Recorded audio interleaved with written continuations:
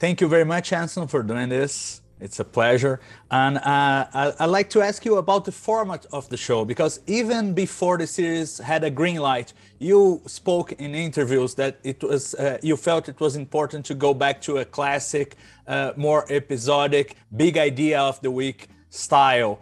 I wonder, why did you feel this way, and how do you feel now with almost 2 seasons in? How do you feel about this new style, this new format? Well, first of all, thank you all for being here. I appreciate the interest in the show. To answer your question, it was important to me to do an episodic show because Star Trek, the engine of Star Trek, I think, is the big idea of the week. Some people call it the planet of the week, but it's the big idea. I think television at its best, and perhaps its best performing, is when it functions as sort of a metaphorical platform in which we can talk about other stuff, basically.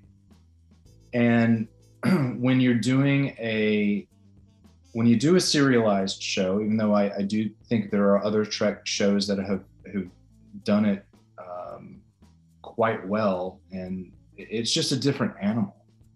And when you have to keep up with that many relationships week after week after week, there's not a lot of room for the big idea of the week.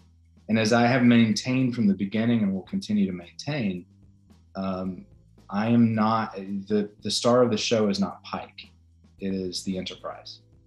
My question is about Pike. He lived some remarkable, but also some traumatic moments on Discovery Season 2. I wanted to know, how does it affect the way we see him here on Strange New Worlds? Yeah, so we decided early on that we couldn't get into the nitty-gritty of the show without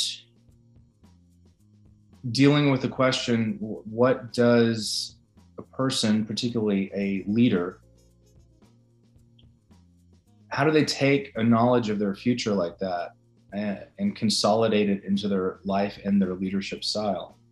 And we didn't want to kind of deal with it and then move on. We wanted to integrate that into the development of the character in the show itself.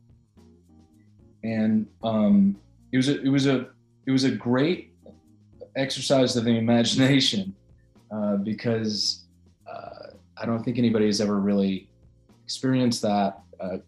They have kind of when they get a terrible diagnosis, of course, but in terms of knowing the exact time, place, and cause of your demise is a pretty heavy one. I think given the choice, most people would turn down the offer of that knowledge. So I think the writers did an incredible job of incorporating that into the development.